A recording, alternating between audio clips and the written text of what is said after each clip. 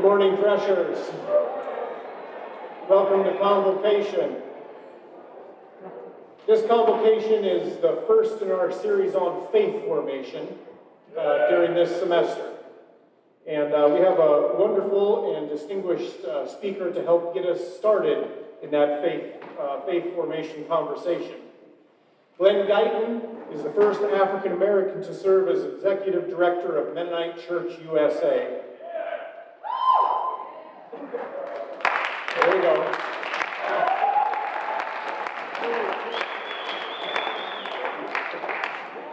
He has years of executive experience coaching leaders and cultivating relationships with diverse volunteers and donors. With more than 20 years of training in anti-racism and cultural competency, he was first hired to work with the denomination's racial ethnic groups to help Mennonite Church USA reap the benefits of being more diverse, inclusive, and culturally competent. As an international speaker, Glen enjoys connecting with youth, young adults, and organizations seeking to stay true to their mission while navigating an increasingly diverse environment. His most recent book is Reawakened, How Your Congregation Can Spark Lasting Change, published in 2021. Glen holds a Bachelor of Science degree in Management from the U.S. Air Force Academy and a Master's degree in Education from Regent University. He is a member of San Antonio Mennonite Church in Texas. As soon as Glen gets done today, there's some competitions that happen that will feature me, Thomas, and Taylor. And then after that, we'll proceed to questions. I have a time you can ask questions. Also want to welcome the visitors, both here physically and viewing this live stream. The copies of Glen's book will also be available for sale and signing over in the Schultz Student Center. You're welcome to, of course, visit over there afterwards. Glen, we're happy that you're here and looking forward to your presentation. Please give Glen an enthusiastic Thresher welcome. All right, thank you so much for that enthusiastic Thresher welcome. I don't even know what a Thresher is. I'm from the city. I'm from Houston. But hopefully I'll find out if I see a Thresher walking around. Hopefully I'll find out what a Thresher is. Well, thank you all so much for having me today. And we're not going to talk about your congregation. We're going to talk about you today. So the title of my presentation is Reawaken, Activate Your Spiritual Life to Spark Lasting Change. That's something that I do desire for you all as you go through your process here as a student at Bethel. And so we're going to be interactive today, if my technology holds up, so you all can go use your devices, log on to that website. We're going to take a few surveys here today. I'm not going to do all the talking. I'm not going to do all the work. I want you all to help me out a little bit today. So log on to that, check that out. So our first poll today that we're going to take is, hopefully you can see this, what artists are you feeling? I just want to make sure that the technology is working. What artists are you feeling right now? No matter what your age is, you can get in on this. So tell me who you're feeling right now, what you all are listening to.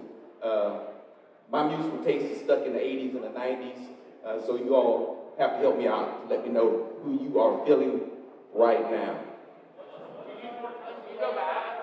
The website is pollev.com. It's right there on the top. Glen G 2014. Got it? Poll, can you see that? Well, y'all have young eyes. You should be able to see that. All right. That's the website. All right, some of you got it. Let's see who we feeling. Lizzo from my hometown of Houston, Texas. Some Billie Eilish fans. Oh, hymn fans. What are hymn fans that raise your hands up? All right, my hymn fans. I like that. No country fans. Oh, Walter Hayes only got 3%. No country fans. I would think if you were a Thresher, you would like more the country feel. The Baby. Are y'all still riding the Baby? I can't believe that. I'm a little ashamed about that. Lil Nas. I like Lil Nas X. All right. Looks like Lizzo, Lil Nas. Got some hip hop fans here in Thresher country. All right. All right, let's keep going, let's keep going. A few Kanye fans. All right, so what am I going to share with you all today? We're not going to talk about musical taste. We can talk about that later if you all would like. But I want to talk to you about a few things. First of all, what do I mean when I say reawaken? So we're going to talk about that a little bit. Also get into the importance of identity. Talk a little about intentionality. So as you go through your college years, as you grow and mature, I'm going to talk a little bit about intentionality. Then we're going to talk about in fuego. So all sounding words at least that we're going to talk about today. So I want to tell you a little story about being reawakened.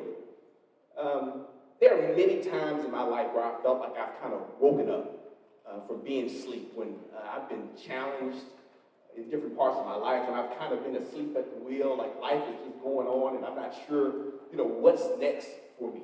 And as you grow and mature, there'll probably be different times in your life, things that stick out for you. But I have a very interesting awakened story about fleas. There was one time, my presentation cut off, but that's okay. There was one time, it was back in the 90s, I was on a missions trip in Jamaica, and we stayed at a convent, where nuns and all those people stay. I don't know why we stayed at a convent. I think it was because it was cheap, and we're Mennonites, and Mennonites like cheap stuff. So that's where we stayed. And so during my time there, as I stayed at this convent, we would sleep there. I was a youth pastor at the time, and stayed with a group of kids. Well, I woke up the next morning, and my eyes were like swollen shut. And I was itching. I was like, what is going on? Why am I itching so bad? Well, the convent was full of cats. And none of these cats had flea collars. And so we were attacked by fleas the night before. So the fleas had bitten me on my eye, and some of my students, my faces were swollen up. It was very uncomfortable. And I was wondering, what am I doing here with all these flea-infested cats, for one thing? Because cats already have a problem with cats, and these cats had fleas. And so we were itching, and we were uncomfortable. And this was back in the day before we had cell phones. The kids I was with, they were trying to call home. As we tried to go find a payphone so they could use their calling card. Y'all don't even know what I'm talking about. We had to go to a payphone, and on the way to the payphone, I was almost attacked by a group of pit bulls. The guy that was staying at the place said, "Do not come out here at night. These dogs will kill you." Now, if someone tells you that on a mission trip, they only need to tell you that once. So it was a very uncomfortable experience for me. But it was also an awakening for me during that time. It was a time where I felt isolated in my life. I was irritated by all the things that were going on. I was uncomfortable. I was far away from home. But also became aware of my privilege. All the things that I was taking for granted, all the things that I enjoyed were different here in Jamaica. And I wasn't in Montego Bay. I wasn't sipping coconuts and rum and doing all those things. No, I was in the communities with the people that lived there. And so it really caused me to reflect on who I was in my life. And we were there on a mission trip, and sometimes when you go on these mission trips, you were like, hey, I'm going to teach these folks this, I'm going to teach these folks that, I'm going to share the gospel. And it was amazing for me to see that these people were full of faith, just like me. That they had a story, they were happy. They didn't have all of the things maybe that I had. They didn't have the same food that I ate. They didn't have some of the same creature comforts that I enjoyed back at my home at that time I was living in Virginia. But they loved God just the same. They were passionate about what was going on in their lives, in their relationship with God. And it was an awakening for me. It was a reawakening for me of what I needed to do, what I was called to do. The Jamaicans were happy and on fire for God too. We were equals in this Christian journey. God operated just as well in the Caribbean as he did in the United States. And for me, it was eye-opening. It exposed me to things that were different, things that I hadn't expected. And sometimes that happens in our lives. When we get to those places where we're uncomfortable, when the fleas are aggravating us, when things are not as we expect, sometimes it causes us to wake up. And it helps us to figure out who we are. So as you think about your life, as you think about what's next for you, one of the most fundamental things I tell groups that I speak to is that you have to know who you are. The more that you are in tune with your identity, who God has called you to be, the path that you're supposed to take in your life, the better your life will be. The more caring you can be, the greater sense of purpose that you will have if you understand who you are. And you live in this generation, which I call the envy generation, right? You know, everybody's doing it for the gram, right? You're doing it for the gram, you're on Snapchat, and you get to see what people are doing 24/7. You know, and everybody is at their best, right, when they're on Instagram. Everybody's posing. I went to a Beyonce concert with my daughter. And I was enjoying the concert. Like, I was, hey, you know, Beyonce, I was having a good time. All the, 18-year-olds, 20-year-olds, they're all like this. Now, Beyonce is that way. This is how everybody in the audience was. I'm like, how are you enjoying the concert? But then they put that on Instagram, and then you're sitting at home, man, I wish I was at the Beyonce concert. Man, I wish I looked like that. I wish I had muscles like that.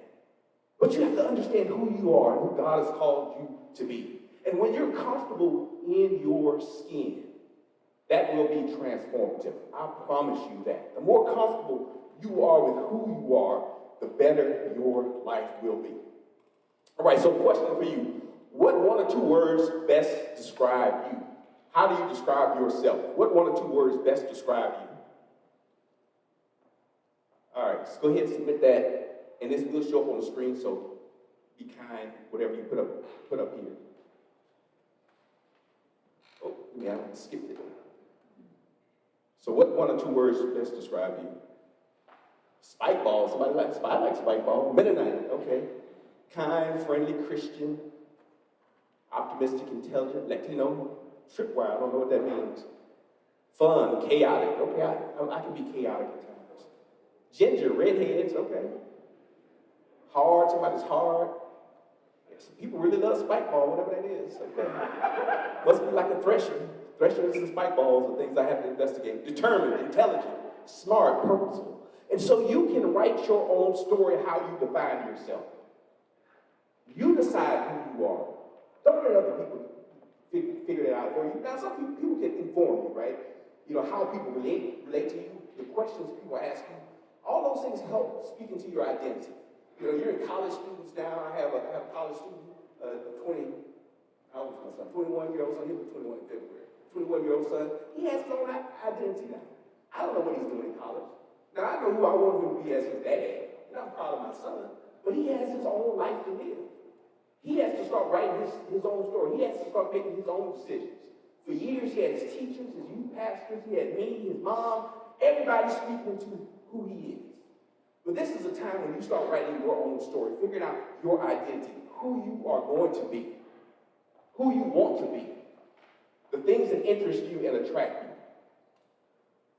And so as you think about what's next for you and the school that you're going to, Bethel College, so this is what this school is doing to help prepare you. Bethel College prepares students for meaningful lives of work and service through faith formation. That's what we're talking about today. The liberal arts and practical experience and career pathways. So this is what this institution is trying to do to you. And I think it's good. There's some good stuff up there. Then it says, Bethel College graduate students who increase human flourishing, shalom in society by owning and enacting their faith, demonstrating compassion for the powerless, engaging in critical thought, and bringing value to the workplace. That's why you're here. That's why you're here at this institution. And it says enacting their faith, your faith, not Bethel College's faith, not President Arian's faith, but your faith. What are you going to do next? What is in store for you? What are your hopes and dreams? What are your goals? That's how you start to make lasting change. That's how you ignite the spirit that's inside of you, is by starting to figure out who you are going to be. I like to say that it's called the ideal life. That's what I want you to live. That's what I want you to think about. What is your ideal life? Now, the first part of that is figuring out your I am. So I am what? I am Glen. I am the executive director of Mennonite Church USA. That's one part of it. I'm also black. something I'm proud of. That's part of who I am. That's part of my story. I'm a Texan. I'm proud of that. That's part of who I am. But I'm also a Christian. I'm also someone that enjoys to make people laugh. I'm someone that enjoys sharing with folks like you and seeing the impact that it can have. That's who Glen is. And so part of that is figuring out who you are, who you say you are, who you believe you are. Who you want to be is part of your story. The next part is decide. So you can take all the things that you are, all the things, skills and talents and gifts that you have, and then you decide what to do with them. You get to make that choice. Now, people will put pressure on you, and people will give you options and tell you the value of this and the value of that. You know, hey, you can go make $1 million here, or you can go work for, little or nothing here and have a greater impact on people's lives, or you can find somewhere in the middle. But you have to decide. And sometimes that's tough. When you're very gifted, when you're very talented, it's tough to narrow down what you want to do next. But you have to pick a lane. You have to pick some things. And because you pick something now doesn't mean you're going to have to do it forever. I've done several different things. I've been an Air Force officer. I've sold coffee. I've been a youth pastor. I've been a middle school teacher. I can drive a school bus. So there are a lot of different things that I've done. I've worked for Mennonite Church USA, and I'll probably make some other choices before I'm done with this life. And one of the things that I've done on this journey is evolve, is that I've changed. I realize that there are different seasons in my life. There are some seasons when I was young and fit and thin, like you all are now. And there's a season now where I'm 50 years old and my knees hurt. But you evolve. We just moved into a new house. When I was 20 years old, I would probably be picking up stuff and moving it and putting it on my shoulder. Now I use a dolly because that's what my bones can take. I've evolved and changed. I still get the job done, but I have to do it in different ways because I know who I am now. I knew who I was when I was 20 years old and could, run a mile in under 6 minutes. I know who I am now. It would take probably like 10 minutes to run that mile. But then I advance. I continue to learn and grow. I think that's something that's important. College is not it. And college is not the only way, but you need to continue to learn and grow as you go on this journey. Find out who you are. Find out how to adapt to the changes in your life as you grow spiritually, as you become a part of a family and do other things. You'll have to continue to advance and grow in your work and get better. Never stop learning. And then one of the important things that I'm going to share with you all today, especially a generation where everything that you do is permanently online, you got to let some things go. Let some things go. You're going to make mistakes. I've made a whole bunch of mistakes in my life. And things that I'm not proud of, some things that I'm proud of. But you got to keep moving. Life is not going to stop. Keep moving. Let some stuff go. You might have to let some people go in your life that are holding you back. Sometimes you have friends that are for forever. Sometimes you have friends that are just for the day. Figure out who those people are. You don't have to treat people or be unkind to people. But sometimes you got to let things go. You got to let mistakes go. You got to let hurts go. Not that we don't have to deal with the trauma of our past and things like that, but you can't hold on to it. You only have 2 hands. You can't carry everything. That's one important lesson that you're going to have to learn as you focus on your spiritual life and figure out what's next. Sometimes I just have to forget. We have some football players in here, right? Football players? They're not very happy to be football players. There's a few, okay. Did y'all lose or something last week? You lost 2 weeks ago? You got to let that go, man. Let it go. You can't keep dwelling on that loss. You have the opportunity to win this week. That's what you have to focus on. Just like in sports, in life. Hey, I lost that game, but I got another opportunity to win and do better next week. Adopt that principle in your life and get off Facebook and Instagram, Snapchat. So the ideal life, I decide, I evolve, I advance and I let go. Those are the things that I want you to remember as you go on this journey. The other thing is, I'm sure threshing has to do something with wheat, so I put a picture of wheat up here. All right, intentionality. I don't know if you can thresh anything else other than wheat. Can you thresh something other than wheat? Okay, I don't know. All right, intentionality. That's what I want you to think about. Intentionality, in my mind, speaks to holistic witness. We'll talk a little bit about that. But I don't know if you all can read this. I want you all to read the yellow part, if you can see this. You'll see how well you do. Read the yellow part, I'll read the white. At present, however, I'm going to Jerusalem in a ministry to the saints.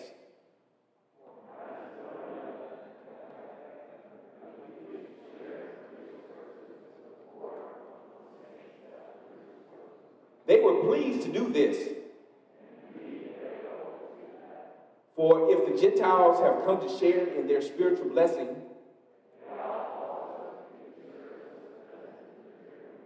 all right, that's Romans chapter 15. Notice I gave you all those two hard words to say because I didn't want to say them, so I let you all struggle with those things.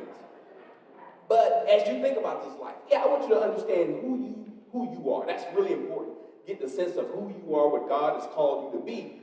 But you also have to think about the world. What do you have to offer the world? What do you have to offer to other people? Because if you think about yourself too much, you get depressed. Don't think about yourself all day. Start thinking about other people. Get your mind off of you and get your mind on your call. Your life will be so much more wonderful if you do that. If you think about yourself, you'll think like, oh, this is wrong with me. I wish I was better at this. No matter how good you are, how great you are, if you think about yourself too much, you get depressed. Think about what you can do for other people. So I want you to think about your mission, your witness, and your strategy. So what do I mean by those things? So mission is what you do, your witness is who you serve, and finally, your strategy is what guides you. Those are three things that I want you to think about. What do you do, who you serve, and what guides you? And you may still be figuring those things out. I keep changing things I do in my life. So this is what I say to congregational leaders in my book. To thrive, congregations and congregational leaders must have a keen understanding of who they are in relation to the culture, their context, and the call of God, but do so without succumbing to the surrounding culture as Israel did in the book of Hosea. We're not going to read the book of Hosea today. But figure out your place in this world, the gifts and skills and talents and experiences that you have. How are you going to use them? Who are you going to use them with? And how are you going to use them in ways that are relevant? Remember, I start off with a story about Jamaica. Jamaica is different from Houston, Texas. I can't do ministry in Houston, Texas the same way I would do ministry in Jamaica or in Costa Rica or in Ghana. Those are all places that I've been, that I've connected with local church leaders. There's a specific context and a culture there that I have to be mindful of. And so as you go through this life, especially as we think more about diversity, equity, and inclusion, how can I utilize the gifts and talents that I have in authentic ways to make a difference for the people that I engage? Those are the things that you need to think about if you want to make lasting change. Again, it's not just about you, your worldview, the things that you're comfortable with, but how can you engage people that are different from you to make a change? And I promise you, if you start helping other people achieve their dreams and their goals, that you will begin to achieve your goals and dreams. I really believe in generosity, being generous, giving of myself, and utilizing everything that God has poured into me to help other people make a difference in their lives. Probably one of the reasons why I'm in ministry today. And so for you as an individual, this is the model that I want you to adopt. I want you to live your life and love the life that you live. Because no one else can live your life like you do. And so there's something unique about each one of you. I don't know what it is. You have to figure that out. Talk to your friends, talk to your family, but live your life and love the life that you live. I don't care what you're going through, things that you've endured. If you're here smiling in this presentation today, you've made it. You've made it. You're going to make a difference. Just keep on living, keep on pressing through. Again, reflect. I want you to reflect on your mission, the things that you have here. And this is a very powerful mission statement, vision statement. Because it's not just about you, but it's engaging the world. It's about using your gifts and talents to make a difference beyond who you just are. My mission statement for my college wasn't that great. It just says they wanted me to be motivated to become a career officer in the United States Air Force. That was it. That's it. Nothing grandiose, nothing about using my faith or anything like that. I would say that I'm a good leader. Part of it probably is because of my training, specific type of leadership training. But it's not about engaging the world. It's about just graduating from a school and becoming a career officer in the United States Air Force. Is that the greatest aspiration? What happens after I leave the Air Force? What's my identity then? When you leave here, I hope you have an identity beyond your career. I hope you have an identity beyond a specific job. I hope you have an identity that can transform the world. That's what I hope you have when you leave here. And then finally is in fuego, on fire, right? That's what that means, on fire. When Jesus met with the disciples on the road to Emmaus, this is what they said to each other. And we're going to read the yellow again. They said to each other, while he was talking to us on the road. And so I believe that if you are passionate about what you do, if you are confident in who you are, that other people will feel that. Other people will feel that passion, they will feel that fire. When you love what you do, when you're in tune of where God is leading you, that is such a powerful thing. And other people will be able to feel that. It's infectious. Fire spreads. It only takes a little spark. When I was growing up, we went to camp and they sang this song. It only takes a spark to get a fire going. Have y'all heard the song? And soon all those around will warm to its glowing. And so if you have a spark, you can ignite a fire in the communities that you are a part of. No matter how big or how small it is, I think you will make a difference. Determine that you are going to stand out, that you're going to make a difference in your own way, not the Glen way, but in your own way. I want you to make a difference. I want you to be on fire. I want you to have a passion. That's the kind of people I want to work with. Those are the kind of young people I want to know and watch and grow and mature. And this is your time, your opportunity. You are the generation that's going to make a difference. I'm 50 years old. I'm getting ready to retire at some point. Not tomorrow, but I want to retire, right? I've done a whole lot. It's your time to burn some of this energy. And so this is a quote from my book. Honor the past by charting a new path to a bright future.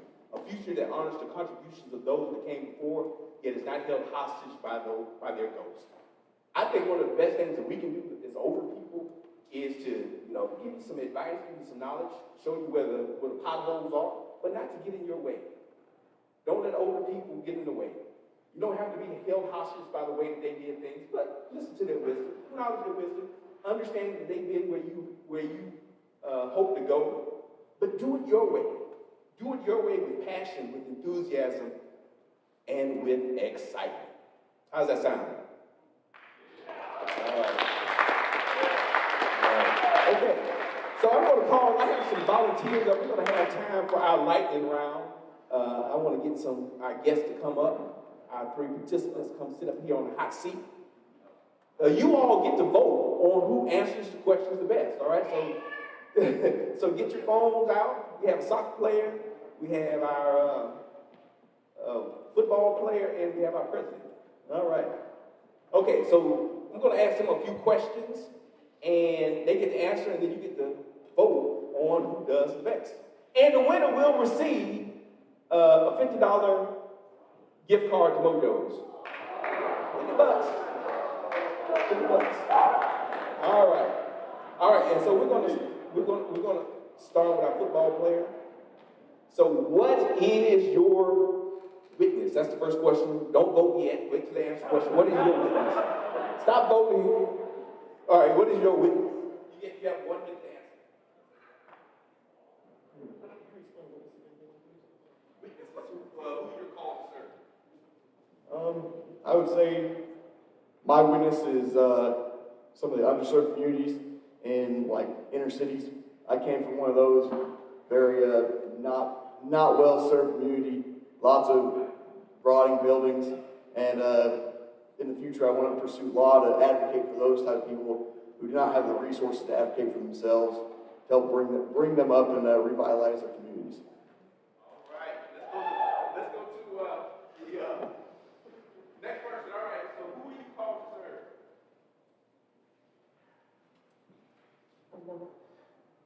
I think I'm called to serve those around me. I'm a really big advocate for living in the moment.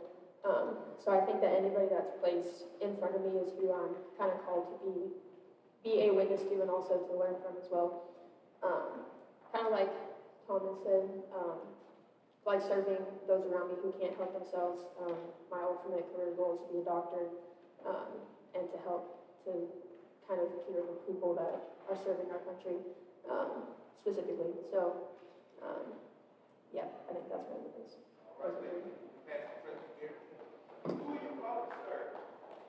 My witnesses to the students and the faculty and staff here at Bethel College, the 11,000 living Thresher alumni, the immediate residents of Newton and North Newton, and the broader world.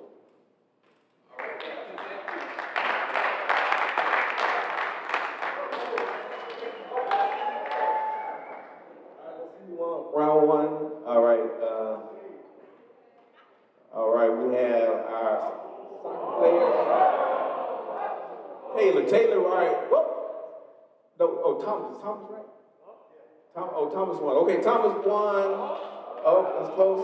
Well, all right, we're going to stop. Thomas won that round. Okay, Thomas won that round. All right, question number 2. We're going to start with Thomas. Thomas, what makes you burn? Keep it on topic, all right? What makes you burn? What makes me burn?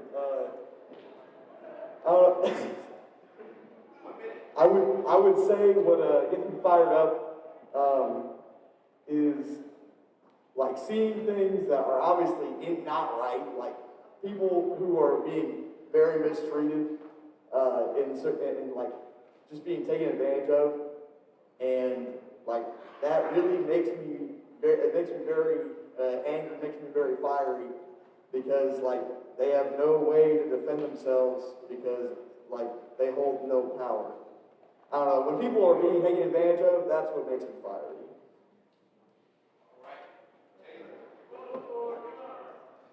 What makes me burn, I think what gets, in Thomas's words, gets me fired up is seeing others around me succeed. Because I like to feed off of other people's energy, so if other people are doing well, it makes me want to strive to do well as well, and also push them to keep going.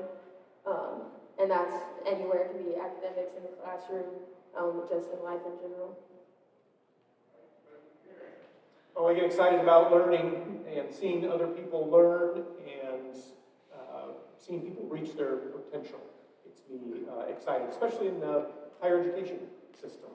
Maximizing their experiences when they're on campus, learning and developing as individuals.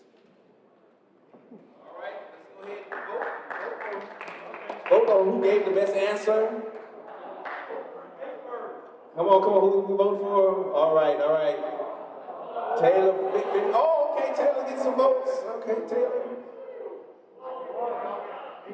All right, we're going to say Taylor won that, so we are tied. Okay, so question number 3. This is for the win. Question number 3 for the win. We're going to start off with Taylor. Taylor, this is your question. Pay attention. This is a difficult one. Waffle cone, waffle bowl, or a regular old bowl for your ice cream? This might get me in trouble. So you have to have a regular bowl because you can't eat ice cream unless you add a little bit of milk in there as well.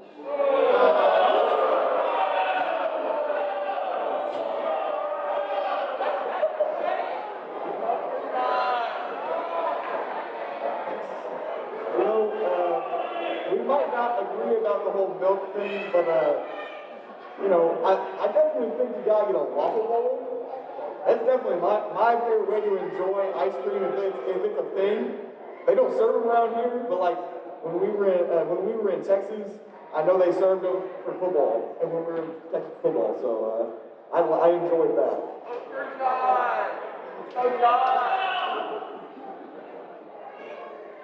Bowl with saltine crackers.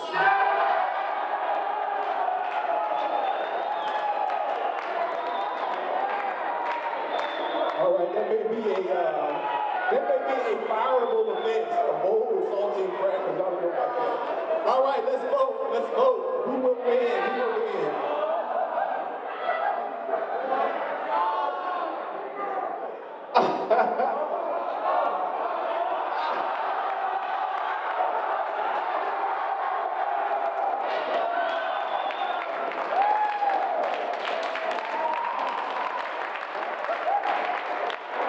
Now you all know that's a shame. Nobody should eat ice cream with saltine crackers.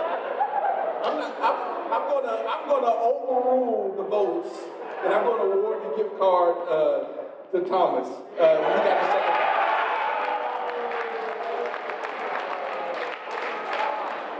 All right. Okay. Before we we let President Gary come up, oh, wait a minute, hold on. Before we let President Gary come up, I just want you to type in really quickly, name one thing that you would do after today to activate your spiritual life. So go ahead and put something in the on your phone, on the survey. I want to see what you all have to say. But thank you all so much. Thank you for participating. Buy Taylor a cup of coffee or something, or a latte. All right. He owes you one. Read the Bible more, share. See what y'all have to say. Work out for Jesus. Gain a better sense of my identity. You want to call me? Yes. Start a fire. Yes, start a fire within you. Spike bomb. Oh my goodness. My lesson is don't do this with college students. That's my lesson. Exist. Yeah, exist. That's important. I like that. Exist. Nothing. Okay, somebody's not going to do anything. Be proactive. All right, I'm going to turn that over. Thank you all so much.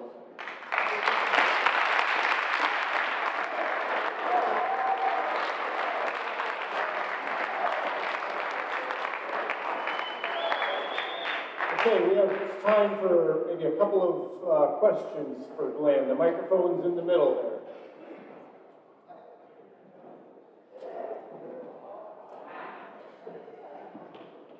First of all, thank you for coming today.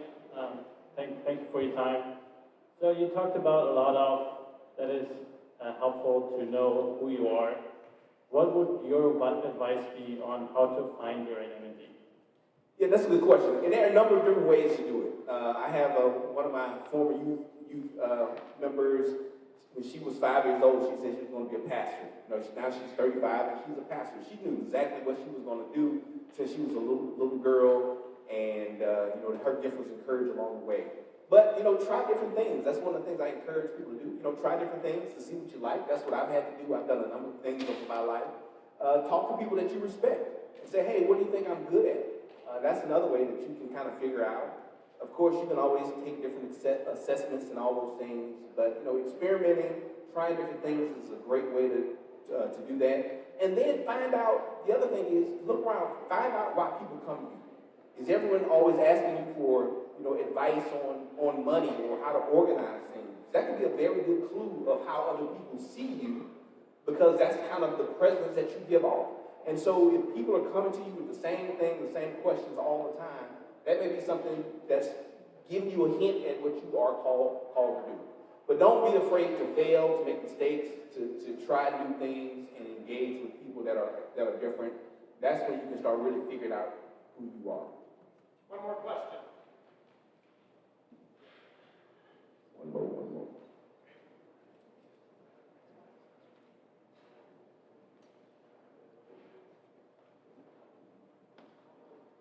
Okay, hearing none, please give Glen a press of thank you. You're dismissed.